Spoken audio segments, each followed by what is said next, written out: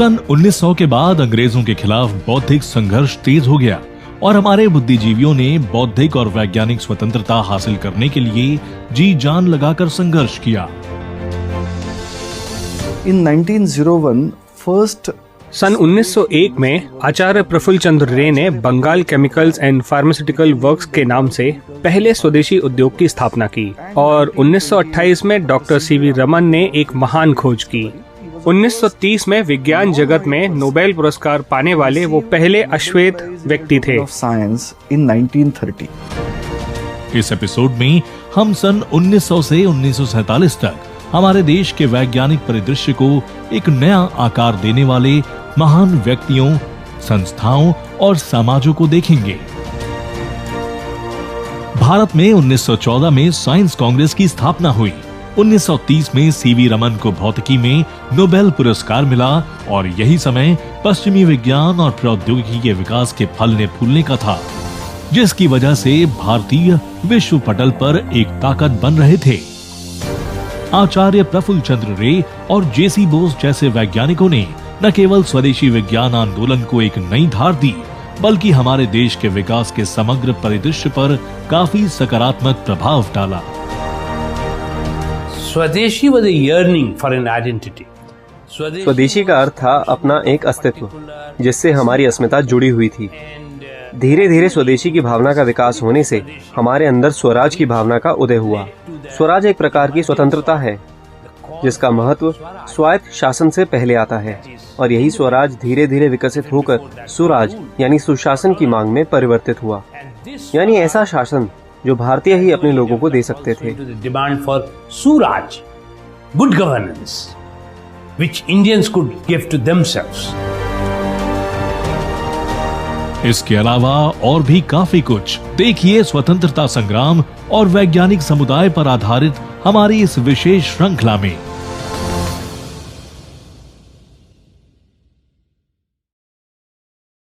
इस समय ने विज्ञान और प्रौद्योगिकी की हमारी राष्ट्रवादी कल्पना में स्वदेशी के विचार को मूर्त रूप दिया।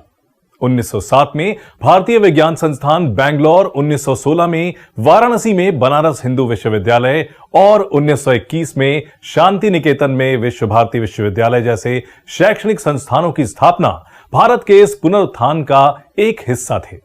ये संस्थान शिक्षा के महान केंद्रों नालंदा और तक्षशिला के ज्ञान की विरासत को आगे बढ़ा रहे थे। ये नए संस्थान स्वदेशी संस्थानों की विचारधारा का प्रतिनिधित्व करते थे, जो कि पश्चिमी विज्ञान और भारतीय ज्ञान प्रणालियों का एक मिला जुला उत्कृष्ट रूप था। यह महत्वपूर्ण रूप से युवा भारतीयों के लिए स्वतंत्र और निडर तरीके से सोचने और उपनिवेशवादियों से भारत की स्वतंत्रता हासिल करने की दिशा में काम करने वाले मंच थे। ब्रिटिश उपनिवेशवादियों को अपना शासन चलाने के परे देश में उच्च अध्ययन और वैज्ञानिक अनुसंधान को बढ़ावा देने में कोई दिलचस्पी नहीं थी। ब्रिटिश सरकार में पदानुक्रम को लेकर भारतीयों के प्रति काफी पूर्वाग्रह था। भारतीयों को केवल अधीनस्थ पद दिए जाते थे, यहाँ तक कि जिन लोगों ने विदेशों में प्रतिष्ठित डिग्रियां हासिल की थी, उन्हें समान योग्यता और अनुभव होने के बावजूद उनके यूरोपीय समकक्षों की तुलना में कम वेतन पर रखा जाता था। भारतीय वैज्ञानिक इस भेदभाव का कड़ा विरोध करते रहे। लगातार धैर्य और दृढ़ता के साथ उन्होंने औपनिवेशिक सरकार की दमनकारी नीतियों के खिलाफ लड़ाई लड़ी। बंगाल के पहले प्रमुख भारतीय भौतिक विज्ञानी आचार्य जगदीश चंद्र बोस को इंग्लैंड से लौटने के बाद उनके अंग्रेजी सहयोगियों की तुलना में आधे वेतन पर प्रेसिडेंसी कॉलेज कलकत्ता में लेक्चरर की नौकरी मिली। उन्होंने 3 साल तक ये वेतन नहीं लिया। भेदभाव इतना ज्यादा था कि कॉलेज के अधिकारियों ने उन्हें शोध के लिए बुनियादी ढांचा भी उपलब्ध नहीं करवाया। वेतन में इस तरह के भेदभाव के खिलाफ आचार्य जेसी बोस का लगातार संघर्ष आखिरकार रंग लाया। अंग्रेजों ने उनकी मांगों को मान लिया और उन्हें 1903 में यूरोपियन पे स्केल के आधार पर वेतन मिला। Jagdish Chandra Basu said that nothing doing, I have established through modern scientific experiments. Jagdish Chandra Bose ने कहा था कि निर्जीव चीजों में भी जान होती है, और उन्होंने इसका प्रमाण इस प्रयोग के साथ दिया था कि धातुओं में भी एक जीवन होता है। उसके बाद उन्होंने पेड़ पौधों की दुनिया की बात की ताकि इंसानों से उनकी एक रूपता स्थापित की जा सके, पौधे और अचेतन वस्तुओं के बीच संबंध स्थापित किया जा सके, और उन्होंने इस विशिष्टता को अच्छी तरह से स्थापित भी किया। चेतना और जीवन सृष्टि के हर रूप में मौजूद है, जिसे हम चेतना चराचर जगत में कहते हैं। दैट इज व्हाट वी से, चेतना चराचर जगत में।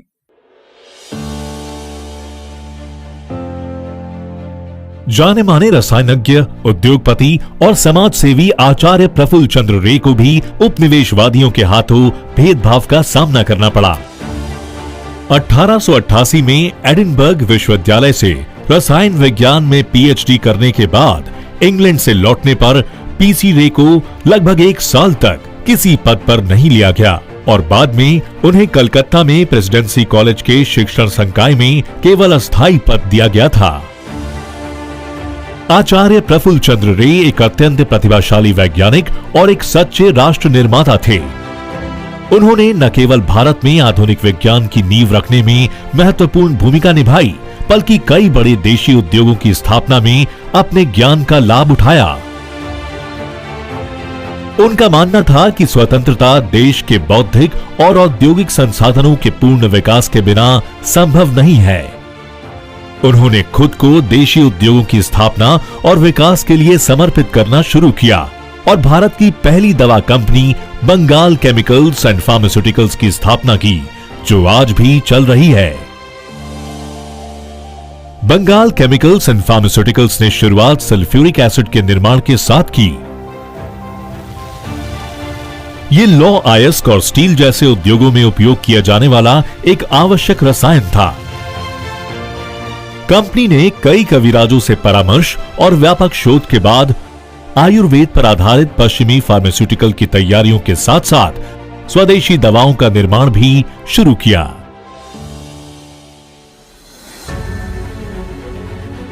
आचार्य राय ने Bengal potteries, Bengal canning and condiment, Bengal enamel works, Bengal salt manufacturing company, Bengal paper, Bengal steam navigation, Acharya Prafulla Chandra cotton mills और खादी प्रतिष्ठान जैसे कई अन्य उद्योगों को स्थापित करने में भी मदद की। आचार्य के इस तरह के उद्यमशील प्रयासों ने देश में बहुत से रोजगार भी प्रदान किए। उन्हें पहले आधुनिक और अंतर्राष्ट्रीय स्तर पर प्रशंसित Indian School of chemical research की स्थापना का श्रेय दिया जाता है और उन्हें भारत में रासायनिक विज्ञान के पितामह के रूप में जाना जाता है। आचार्य रे ने अकार्बनिक और कार्बनिक यौगिकों, विशेष रूप से सल्फर यौगिकों पर कार्बनिक और अकार्बनिक नाइट्राइट पर ध्यान केंद्रित करते हुए काफी लाभदायक रासायनिक अनुसंधान किए। इसका एक खास उदाहरण उनके द्वारा अमोनियम नाइट्राइट पर किया गया काम है, जो 1907 में प्रकाशित हुआ था। उस समय के मौजूदा सिद्धांत के अनुसार अमोनियम नाइट्राइट गर्मी बढ़ाने से आसानी से नाइट्रोजन गैस और पानी में बदल जाता है और इस प्रकार इसका अलगाव असंभव माना गया। आचार्य रे ने अमोनियम नाइट्राइट को शुद्ध रूप से अलग करके और बिना अपघटन के 60 डिग्री सेल्सियस में एक वैक्यूम में इसका वाष्प घनत्व का निर्धारण करके इस सिद्धांत को गलत साबित कर दिया। आगे चलकर आचार्य रे मास्टर ऑफ नाइट्राइट्स के रूप में प्रसिद्ध हुए। आचार्य प्रफुल्ल चंद्र रे was a true आचार्य। आचार्य प्रफुल्ल चंद्र रे एक सच्चे आचार्य, एक महान सेवक, एक गहरी सामाजिक प्रतिबद्धता वाले शिक्षक थे। वे कोई साधारण शिक्षक नहीं थे। वे एक शिक्षक के साथ साथ उत्कृष्ट शोधकर्ता भी थे और उनका पूरा जीवन उन लोगों के लिए समर्पित था जो राष्ट्र की सेवा करना चाहते थे। इस प्रकार परोपकार उनके मन में बसा था और ये महज पैसे दान करने की बात नहीं है। वो न केवल अपनी तनख्वाह का एक बड़ा भाग भी दान कर देते थे, बल्कि उनका तो पूरा जीवन अपने ही लोगों के उत्थान के लिए समर्पित था। उन्होंने कठिनाइयों में रहकर अपने देशवासियों की सेवा की। उन्होंने न केवल अकादमिक विभागों की स्थापना की, बल्कि पूरे देश के औद्योगिकरण में भी मदद की। उन्होंने बंगाल केमिकल एंड फार्मास्यूटिकल्स की स्थापना भी की। He not only established a great department academically, but also helped industrialize the country. He established the Bengal Chemical and Pharmaceuticals.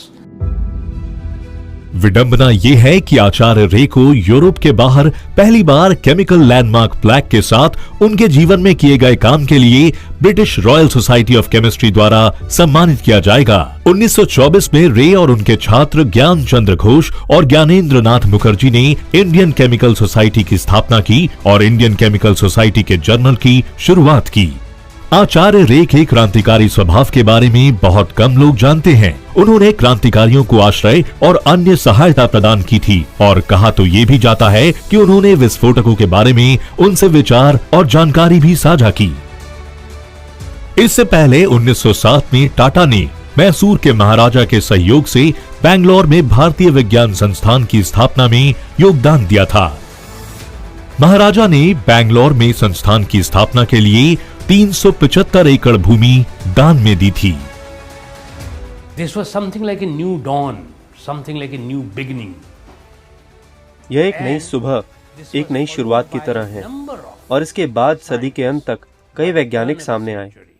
हम जगदीश चंद्र बोस, आचार्य प्रफुल्ल चंद्र रे और कई अन्य महान नामों से परिचित हैं। लेकिन क्या आप जानते हैं कि 1920 से 30 के दशक के दौरान इनके कई छात्रों ने अपनी अपनी पसंद की संस्थाओं की स्थापना की। 20वीं शताब्दी की शुरुआत में 1914 में भारतीय विज्ञान कांग्रेस की स्थापना हुई थी। इसके बाद 1917 में जेसी बोस ने बोस संस्थान की स्थापना की। हमारे यहाँ विज्ञान कांग्रेस से पहले भी जमशेदजी टाटा और उनके प्रयासों से बैंगलोर में भारतीय विज्ञान संस्थान स्थापित किया गया था। ये संस्थान बढ़ते हुए व्यवसायीकरण का आधार बने। Science Congress, Indian Institute of Science in Bangalore, established by the efforts of Jamshedji Tata and Dorabji Tata. So these were the institutions which provided the basis for growing professionalization. प्रमथनाथ Bose एक अग्रणी भारतीय भूविज्ञानी और जीवाश्म विज्ञानी थे। वे 1880 में एक ग्रेडेड ऑफिसर के रूप में भारतीय भूवैज्ञानिक सर्वेक्षण में शामिल हुए थे। लेकिन जब उनसे 10 वर्ष जूनियर एक अंग्रेज व्यक्ति टी हॉलैंड को भूवैज्ञानिक सर्वेक्षण का निदेशक बनाया गया तो उन्होंने इस्तीफा देने का फैसला किया। कहा जाता है कि प्रमथ बोस ने जमशेदपुर में टाटा स्टील के लिए स्थान निर्धारण करने में भी महत्वपूर्ण भूमिका निभाई थी और इस क्षेत्र में उपलब्ध समृद्ध लौह अयस्क भंडार के बारे में जमशेदजी टाटा को लिखा था। कहा जाता है कि उन्होंने भारत की पहली साबुन फैक्ट्री स्थापित करने में भी महत्वपूर्ण भूमिका निभाई थी।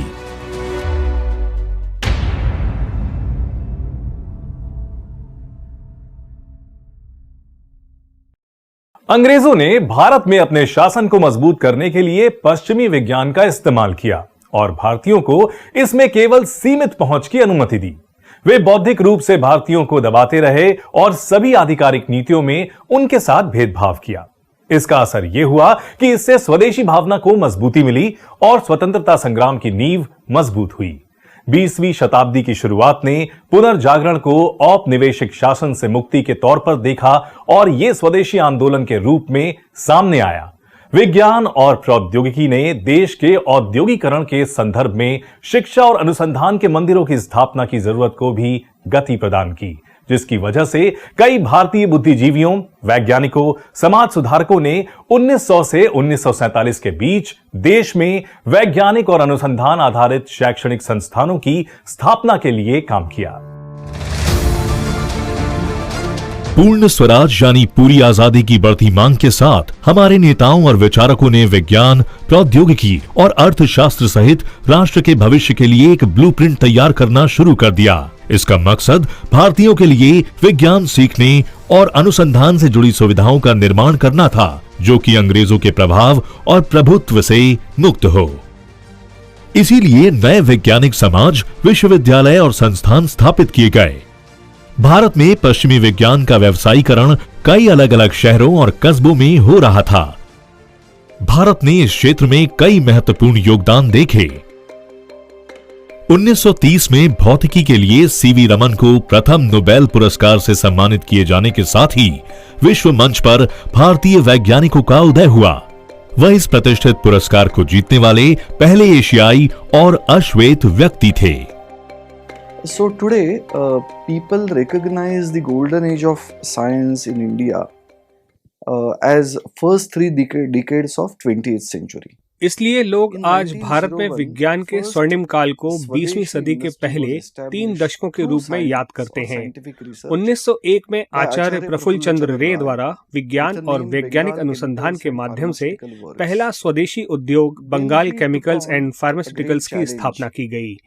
फिर उन्होंने भारत की वैज्ञानिक विरासत को स्थापित करने का बीड़ा उठाया और उन्होंने 1902 में हिस्ट्री ऑफ हिंदू केमिस्ट्री को प्रकाशित किया। 1907 में टाटा ने स्वदेशी इस्पात उद्योग की स्थापना की। 1917 में जगदीश चंद्र बोस ने विज्ञान मंदिर की स्थापना की और उससे एक साल पहले पंडित मदन मोहन मालवीय ने 1916 में काशी हिंदू विश्वविद्यालय की स्थापना की। 1924 में सत्येंद्र नाथ बोस ने क्वांटम भौतिकी के क्षेत्र में एक बहुत ही महत्वपूर्ण पेपर प्रस्तुत किया जिसने क्वांटम भौतिकी के क्षेत्र को उन्नत किया। इसे बोस आइंस्टाइन इक्वेशन के रूप में जाना जाता है। 1928 में डॉक्टर सीवी रमन ने अपनी महान खोज की और उन्हें इस खोज के लिए नोबेल पुरस्कार मिला। वह 1930 में विज्ञान के क्षेत्र में नोबेल पुरस्कार पाने वाले पहले अश्वेत व्यक्ति थे। And he received a Nobel Prize for that discovery. He was the first non-white person to receive Nobel Prize in the domain of science in 1930. 1904 में The Association for the Advancement of Scientific and Industrial Education of Indians का गठन किया गया था। इसका प्राथमिक उद्देश्य भारतीय छात्रों को विज्ञान आधारित उद्योगों का अध्ययन करने के लिए यूरोप, अमेरिका और जापान की यात्रा करने में सक्षम बनाने के लिए पैसा जुटाना था। गणित में विषय को संस्थागत और पेशेवर बनाने के लिए पहला कदम आशुतोष मुखर्जी ने उठाया। वह 1904 में कलकत्ता उच्च न्यायालय में न्यायाधीश थे और 1906 में कलकत्ता विश्वविद्यालय के पहले भारतीय कुलपति बने। 1908 में उन्होंने कलकत्ता मैथमेटिकल सोसाइटी की स्थापना में महत्वपूर्ण भूमिका निभाई और इसके पहले अध्यक्ष भी बने। इस सोसाइटी ने 1909 में कलकत्ता मैथमेटिकल सोसाइटी के जर्नल का शुभारंभ किया। तारकनाथ पलित ने 1906 में तकनीकी शिक्षा को बढ़ावा देने के लिए एक सोसाइटी की स्थापना की और बाद में बंगाल टेक्निकल इंस्टीट्यूट की स्थापना में भूमिका निभाई। 1910 में यह जादवपुर विश्वविद्यालय बन गया। 1914 में Calcutta college of science and technology की स्थापना में तारकनाथ पलित और रास बिहारी घोष के दान का भी महत्वपूर्ण योगदान था। 1914 में भारतीय विज्ञान कांग्रेस एसोसिएशन की स्थापना भी भारत में आधुनिक पश्चिमी विज्ञान के इतिहास में एक बहुत ही महत्वपूर्ण उपलब्धि थी। 1914 में इस एसोसिएशन के 79 सदस्य थे और 1950 तक ये संख्या 2200 तक पहुंच गई। 1917 में आचार्य जगदीश चंद्र बोस द्वारा बसु विज्ञान मंदिर की स्थापना की गई। उसी साल इस संस्थान ने transactions of the Bose research institute नाम से अपनी पत्रिका शुरू की। इस दौरान कई अन्य संस्थान भी स्थापित किए गए। उदाहरण के लिए 1935-36 में शीलाधर इंस्टीट्यूट ऑफ सॉइल साइंसेस, 1940 के दशक में बीरबल साहनी पुरा विज्ञान संस्थान और प्रशांत चंद्र महालनोबिस ने 1936 में इंडियन स्टैटिस्टिकल इंस्टीट्यूट की स्थापना की। इस तरह की पहल ने भारत में वैज्ञानिक गतिविधियों को और गति दी। 1910 से 1930 के दशक तक आधुनिक पश्चिमी विज्ञान भारत में नई ऊंचाइयों पर पहुंचा। 1924 में सत्येंद्र नाथ बोस ने एल्बर्ट आइंस्टाइन की मदद से अपने 2 शोध पत्र जर्मन भाषा में फिजिक्स जर्नल में प्रकाशित किए, जिसकी वजह से बोस आइंस्टाइन कंडेंसेट का पूर्वानुमान लगाया गया था और इससे क्वांटम भौतिकी को बहुत मदद मिली। बोस आइंस्टाइन कंडेंसेट पदार्थ की एक अवस्था है जो आमतौर पर तब बनती है जब कम घनत्व वाले बोसॉन की गैस को शून्य के बहुत करीब तापमान पर ठंडा किया जाता है। 1930 के दशक तक विशेषज्ञ समूहों और भौतिकी, रसायन विज्ञान, गणित, जैविक विज्ञान तथा खगोल विज्ञान के क्षेत्र में स्कूलों और संस्थानों का गठन किया गया।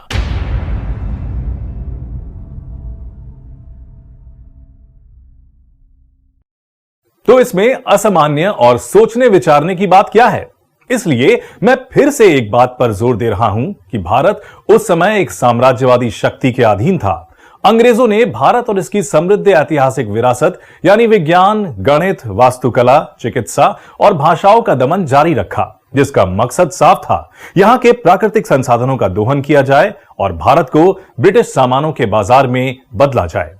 ऐतिहासिक नजरिए से देखा जाए तो यह दौर यूरोपियों और अमेरिका जैसी अन्य शक्तियों की बर्बरता का दौर भी था, जिसमें रंग, जातीयता और धर्म के आधार पर मानवीय भेदभाव जायज था। इसी माहौल में हमारे वैज्ञानिक दिग्गजों ने भारत को वैश्विक वैज्ञानिक मानचित्र पर लाकर खड़ा किया।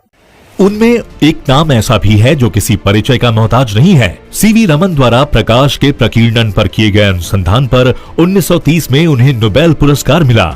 सीवी रमन और M N Saha Indian School of Physics के मुख्य वास्तुकार थे। इसी प्रकार के.एस. कृष्णन द्वारा धातुओं के विद्युत प्रतिरोध पर असाधारण सैद्धांतिक कार्य किया गया। आइंस्टीन के साथ एस.एन. बोस के सहयोग से मौलिक कणों के अध्ययन को अब बोस आइंस्टाइन सांख्यिकी के रूप में जाना जाता है। भूविज्ञान के क्षेत्र में डी.एन. वाडिया का अनुसंधान, बीरबल साहनी का महत्वपूर्ण अनुसंधान और पूरा वनस्पति विज्ञान में कई खोजें, सांख्यिकी में पी.सी. महालनोबिस का योगदान और रसायन विज्ञान में एस.एस. भटनागर का योगदान। हमारी वैज्ञानिक यात्रा में ये तो महज कुछ ही नाम है जिनकी वजह से भारत में आधुनिक पश्चिमी विज्ञान का एक नया युग शुरू हुआ और देश में कई वैज्ञानिक संस्थानों की स्थापना हुई। इस अवधि के दौरान कई भारतीयों ने अपने देशवासियों को सशक्त बनाने के लिए खुद के शैक्षणिक संस्थान शुरू करने की जरूरत महसूस की। उनकी कड़ी मेहनत से आखिरकार उच्च शिक्षा देने वाले संस्थानों और विश्वविद्यालयों के एक नेटवर्क की शुरुआत हुई। इनमें 1916 में पंडित मदन मोहन मालवीय द्वारा स्थापित बनारस हिंदू विश्वविद्यालय और 1921 में रविंद्रनाथ टैगोर द्वारा स्थापित विश्व भारती शांति निकेतन शामिल थे। ये दोनों संस्थान भारतीय लोकाचार और वैज्ञानिक रुचि से मजबूती से जुड़े थे। पंडित मदन मोहन मालवीय का नजरिया नालंदा जैसे प्राचीन शिक्षा केंद्रों और अन्य प्रतिष्ठित संस्थानों से पश्चिम के आधुनिक विश्वविद्यालयों की सर्वोत्तम परंपरा के साथ भारतीय शिक्षा का बेहतर तालमेल बैठाना था। इसी तरह 1918 में हैदराबाद के निजाम ने हैदराबाद में उस्मानिया विश्वविद्यालय की स्थापना की थी। सन 1900 के बाद की अवधि में शैक्षणिक संस्थानों के उदय के साथ साथ भारत और विश्व में महिला वैज्ञानिकों का उदय हुआ। वैश्विक वैज्ञानिक अनुसंधान में योगदान देने वाली कुछ महत्वपूर्ण महिला वैज्ञानिकों में शामिल थी डॉक्टर E.K. जानकी अम्मल। वे एक प्रसिद्ध वनस्पति शास्त्री और प्लांट साइटोलॉजिस्ट थी। वे प्रेसिडेंसी कॉलेज और मिशिगन विश्वविद्यालय में अध्ययन करके भारत लौटी थी। प्रोफेसर अम्मल ने आनुवांशिकी, विकास, पादप भूगोल और मानव जाति वनस्पति विज्ञान में महत्वपूर्ण योगदान दिया। वो भारतीय विज्ञान अकादमी की सहयोगी संस्थापक भी थीं। प्रोफेसर आसिमा चैटर्जी कलकत्ता विश्वविद्यालय के राजा बाजार साइंस कॉलेज से 1944 में कार्बनिक रसायन विज्ञान में डॉक्टरेट की उपाधि प्राप्त करने वाली पहली महिला थी। बाद में वह भारतीय विज्ञान कांग्रेस की पहली जनरल प्रेसिडेंट बनी। इरावती कर्वे ने 1930 में जर्मनी के बर्लिन से सामाजिक मानव विज्ञान के क्षेत्र में पीएचडी हासिल की। उन्होंने 1947 में राष्ट्रीय विज्ञान कांग्रेस के मानव विज्ञान विभाग की अध्यक्षता की। उन्हें भारत की पहली महिला मानव विज्ञानी होने का गौरव प्राप्त है। बायोकेमिस्ट कमला सोहोनी ने 1939 में कैम्ब्रिज विश्वविद्यालय से पीएचडी की डिग्री हासिल की। वो मुंबई के इंस्टीट्यूट ऑफ साइंस से रिटायर होने वाली पहली महिला निदेशक थी। ये महज कुछ महिला शिक्षाविदों और वैज्ञानिकों के नाम हैं जिन्होंने हमारे देश के वैज्ञानिक और तकनीकी नींव को मजबूत करने के लिए अपने पुरुष सहयोगियों के साथ कंधे से कंधा मिलाकर काम किया। और ये नाम वास्तव में महिला सशक्तिकरण के प्रतीक थे। भारतीय वैज्ञानिक समुदाय ने देश में स्वदेशी विज्ञान आंदोलनों के सपनों को साकार करने की दिशा में बहुत बड़ा योगदान दिया था। इसका मकसद एक ऐसे पारिस्थितिकी तंत्र का निर्माण करना था जो भारतीयों को नए ज्ञान की खोज करने में सहयोग और बढ़ावा दे सके और 1900 से 1947 के अशांत समय का सदुपयोग कर सके। इस काल ने हमारे स्वदेशी विज्ञान और अनुसंधान की नींव को और मजबूत होते हुए देखा। इसने न केवल राष्ट्र निर्माण का मार्ग प्रशस्त किया बल्कि यह भी सुनिश्चित किया कि नए उभरते हुए विज्ञान और वैज्ञानिक प्रतिष्ठान एक स्वतंत्र और आत्मनिर्भर भारत के बड़े लक्ष्य को हासिल करने की दिशा में काम कर सके।